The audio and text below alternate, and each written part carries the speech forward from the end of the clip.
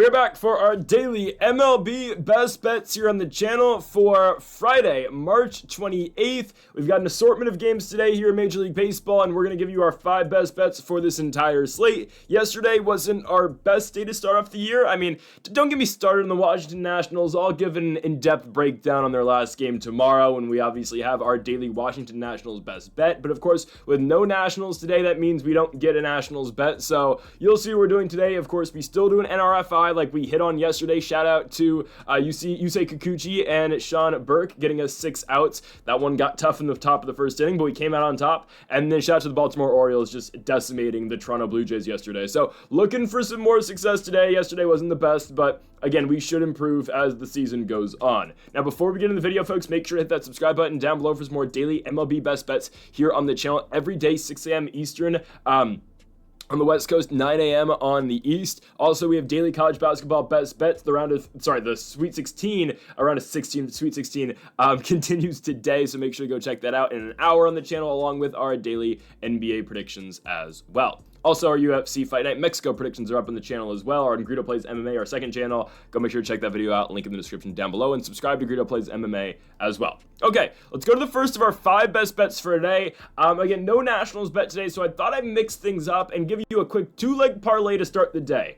And since it's the early game, let's start with the Tampa Bay Rays beating the Colorado Rockies. It's a 2-leg parlay, straight money lines, Rays over Rockies and Dodgers over Tigers. First leg, I like the Rays to beat Colorado. This is going to be an interesting watch. Okay, it just will be, because they're playing in a minor league ballpark, a spring training facility. They're playing at George M. Steinbrenner Field.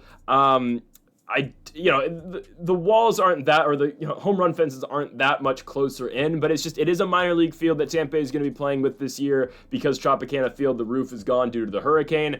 I think we can disregard all of that because they are a much better baseball team than the Colorado Rockies. Guys, I expect the Rockies to be the worst team in baseball this season, other than the White Sox. I still think the White Sox, even though they beat the Angels, they are the worst team. I think the 3 worst teams in baseball by far are White Sox 30th, Rockies 29, Angels 28.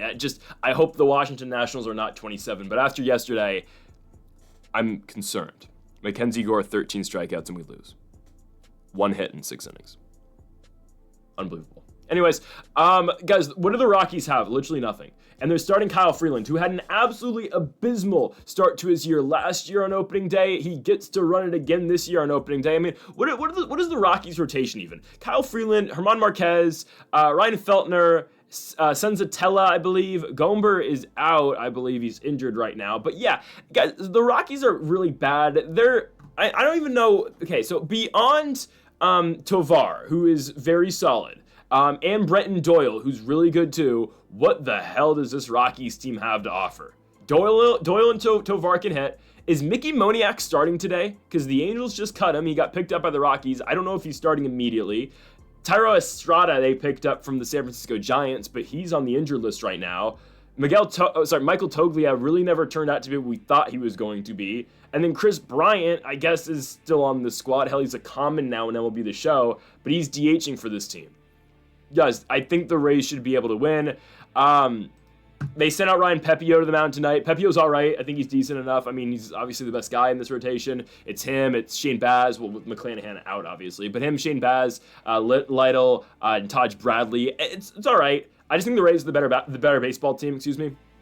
They've got better bats. Yandy Diaz, Brandon Lau, Caminero, obviously, a high-level prospect coming up. Christopher Morel, I think, is going to have a night. I thought about making him the player prop of the day because Morel has hit Freeland very well in his career. And I think just the left-right matchup in favor of the Rays, obviously with the Rays bats with the Rays righty bats, are really going to help them tonight. And I just think they're the better baseball team. The Rockies are expected to be really bad this season. It will be interesting what type of environment we get away from the Trop, at least for the Rays in this baseball game. But I do expect them to win. I'm going to take Tampa Bay to win the game outright for the first leg of the money line, first leg of the parlay. And the other half of the parlay, Dodgers-Tigers. We do have another bet involving this game later, so I will get to this more in depth later. I just think the Dodgers win this game. I think the big pitching matchup tonight with Flaherty and Yamamoto, I think it creates for a low-scoring game.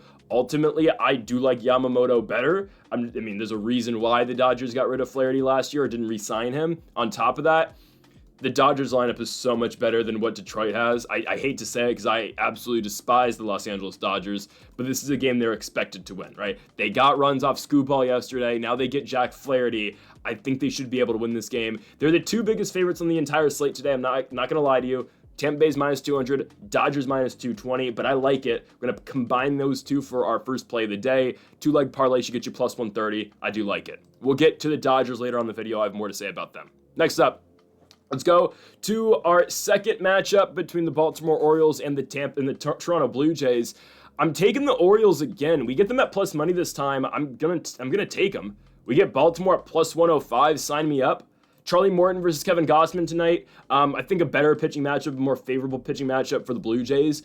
But guys, I think if we get the Orioles at plus money any point this season, I think we take them more times than we won't. Again, I think that's a profitable strategy. If we get the O's at plus money, we're taking them. Why? Just because that lineup is so crazy. I mean, again, I don't really care who's on the mound. I know Eflin has been really good for them, in the past, and he was really good on opening day too for Baltimore. And I like Charlie Morton, but I don't know how old is Charlie Morton now? 38?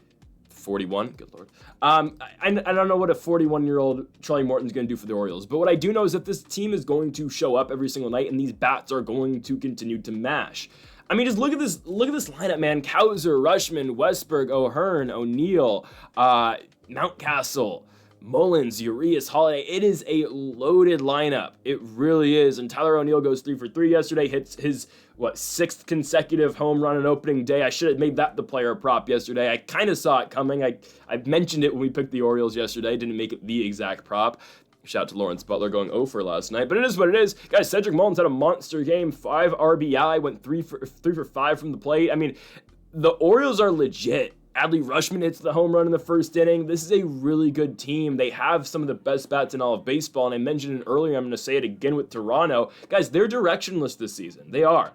Vlad, Bichette, they know they're likely being dealt the trade deadline anyway, so I think this is a team, if we get the chance to fade them, we absolutely do that. I don't know. I really like Baltimore, and I don't like Toronto this year. Hell, Max Scherzer is pitching tomorrow for the squad. We might be fading Baltimore. We might be fading Toronto again. And I'm a Nats guy. I love Max Scherzer, but again, a 41-year-old Max, I don't know what that really entails. I think for Blue Jays starters this season, I get it. Gosman's a lot better than these other guys. But for a lot of these, I mean, just at times, I think the Jays are going to need a lot of run support, especially against Baltimore. I don't see it, man.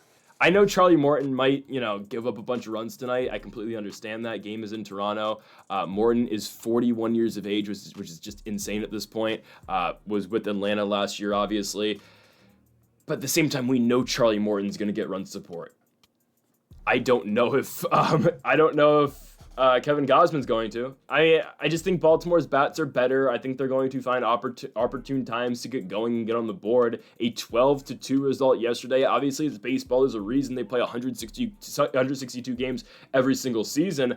But I like the Baltimore Orioles in this spot. I think they're going to win their second consecutive game to start off the season. The Orioles are just better than Toronto. I'm telling you, this Blue Jays team is absolutely directionless, and I'm getting excited next week to watch my favorite team get to play the Toronto Blue Jays. I'm not saying they're bottom of the barrel in the MLB. I think it's a much more favorable matchup for my favorite team than the Philadelphia Phillies is for our first 3 games.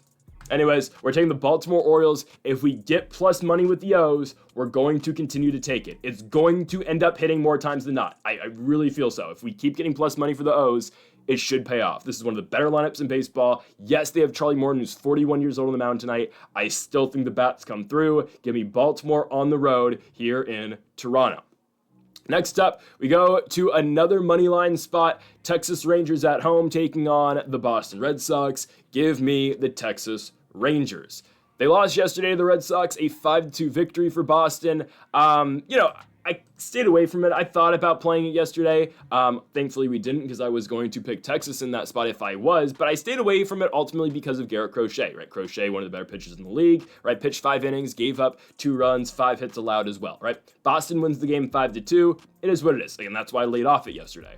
I think in this matchup, though, today with, a much more favorable pitching matchup for the Rangers, I think they're able to win. Guys, I like the Rangers lineup, and I like it a lot. I think, again, they ran into one of the better pitchers in all of baseball yesterday. When you get Marcus Semien and Corey Seager back-to-back in a lineup, that's nasty. And you don't need me to tell you that, obviously. These two guys have been here, done that, won a World Series before. Obviously, last year was a complete, World Series hangover year. They couldn't get going. They missed the playoffs in Texas last season. Ultimately, though, you still get Wyatt Langford. You still have Adolis Garcia, who just had a bad night. He went 0 for 4. Jake Berger couldn't get it going. He's the replacement for Nathaniel Lau at first base now for Texas. You got Young, Pilar. You got Jock, in and out the order depending on the night, obviously. Kyle Higashioka behind the dish. It's not a bad team. And you get now Jack Leiter on the mound tonight. We'll see how that goes. We'll see how Leiter pitching tonight works for the Rangers. I think he'll play. I think Leiter's going to be all right. Had a limited sample size last season, obviously. ERA wasn't great. It was at 8. But, again, limited sample size. Just came in last season. He was much better in the spring. I think Jack Leiter should be okay in this spot. Tanner Houck on the mound tonight for Boston. Again, I think it's a winnable pitching matchup for the Rangers tonight. I really think it is. And I think the better lineup is still Texas. Call me crazy, I still don't see the hype on the Red Sox. I don't. I think they're good. I don't think they're the best team in the AL East. I think they're still third, personally. I still think the Yankees are better. Even with the Yankees injuries, I know Garrett Cole's out, and I know, again, they're missing some bats as well. I still think the Yankees are going to finish with a better regular season record than Boston will. Boston's got bats, don't get me wrong. Duran, Devers, Bregman, Casas. I don't know what we're going to get out of Trevor Story in 2025, but I understand there are bats in this team. You bring some bullpen pieces in, Aroldis Chapman, right? Garrett Crochet is now here as well. I understand that. I still don't think they're better than the Orioles. I still don't think they're better than the Yankees. They won the first game 5-2. Wilmer Abreu had 2 home runs. He had the 3-run shot in the 9th to give them the win. Ultimately, it was the go-ahead shot. But it was a competitive game up until that, obviously. It was a tie game, right? Texas had the lead early. They regained it in the 4th, and then Boston obviously tied it back up in the 5th, and then the 3-run shot in the 9th ended it. Competitive baseball game. I think the Rangers are going to be okay, and I really do like this lineup. I think they are underrated to a sense. They probably, I don't know. I don't know if they're the best team in the AL West, because I do like the Athletics still, and one game obviously is not going to determine anything. But we'll see what we get at Jack Leiter tonight. I like the Rangers bats, and I think they're able to come through for us, and we get them at plus money. I'm not going to completely say like we did with the Orioles, if we get plus money for the Texas Rangers, we're going to jump all over it all year long. No, that's not how that works. But at the same time, tonight, we get Texas at home, and as dogs. I don't mind it at all. I think these two teams are very evenly matched, and I like the Texas Rangers here to come out on top in Arlington and pick up the win over the Boston Red Sox. Minus 125 for the Sox, plus 105 for the Rangers. We are taking the underdogs at home, plus 105 for Texas. Let's go on to our 4th best bet of the video, and here's our best player prop of the day.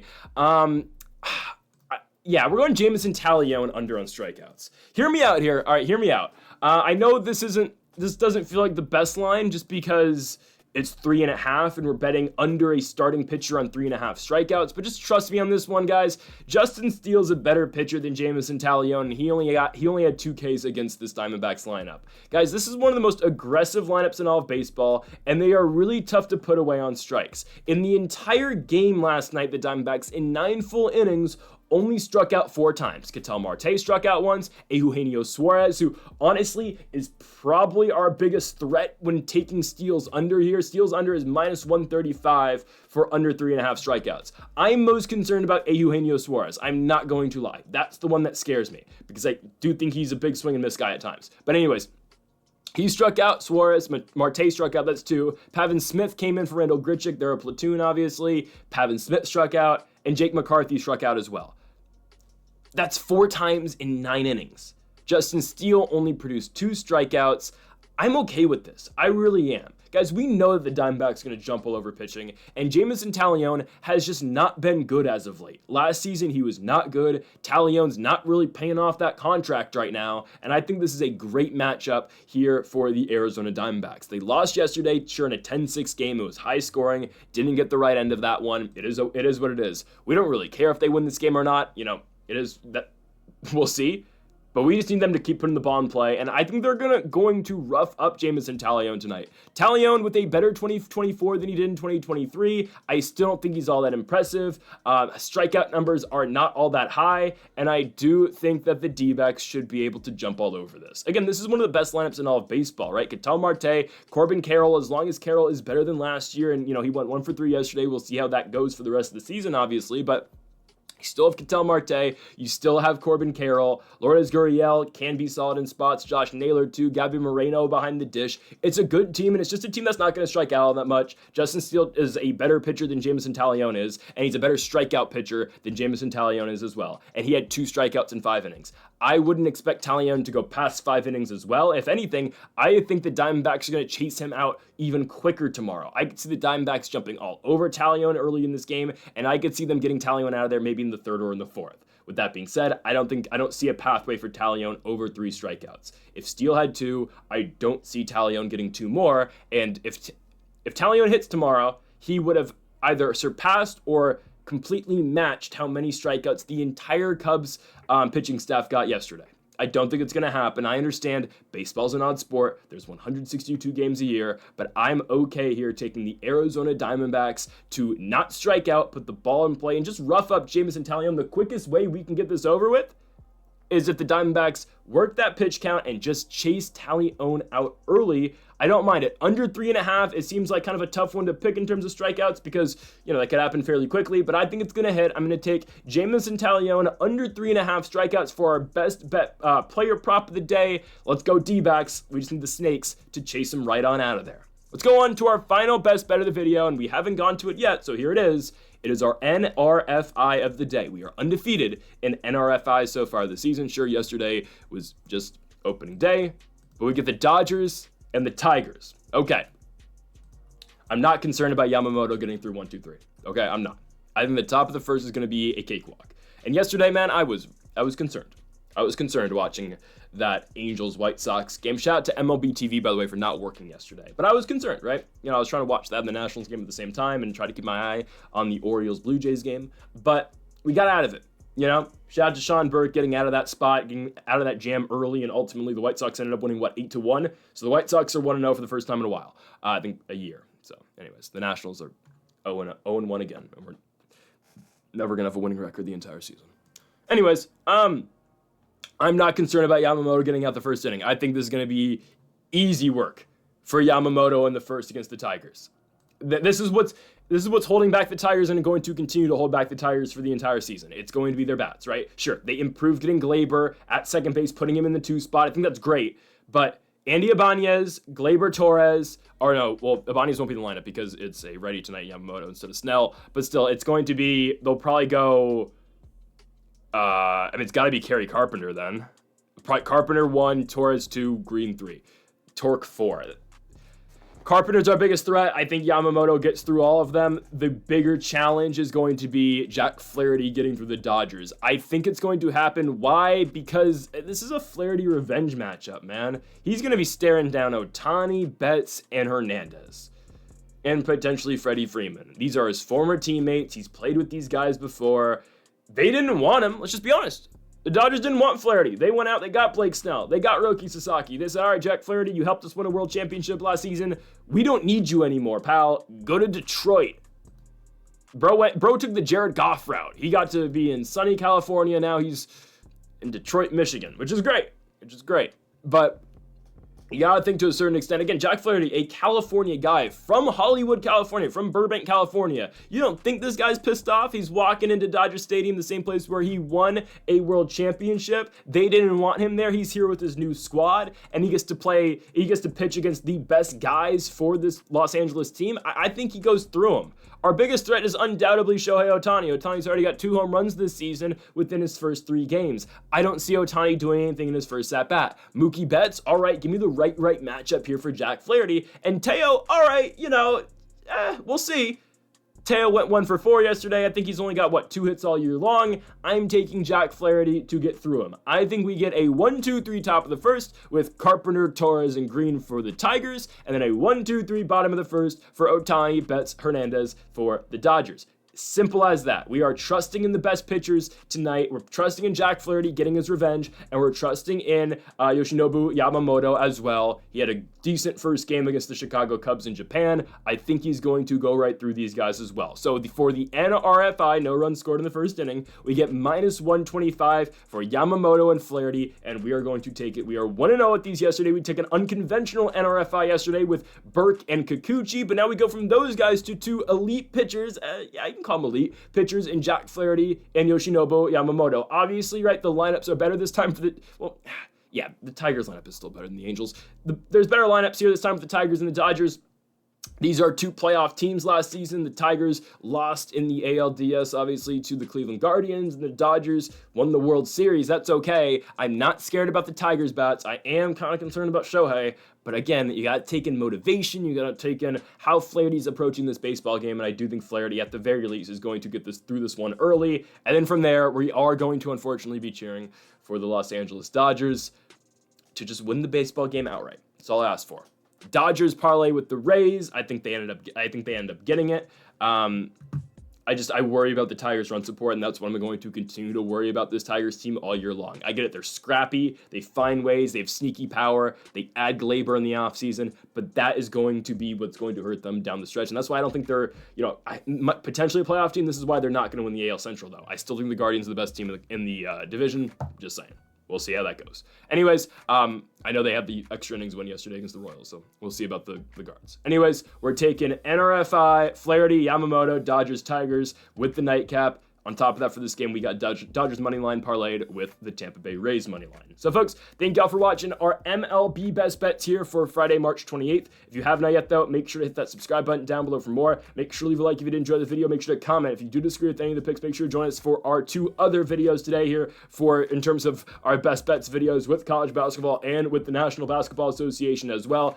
College basketball video coming at 7 a.m. Pacific. NBA video coming at 10 a.m. Pacific, so make sure to join us for both of those. Folks, thank y'all for watching, and Mamba forever.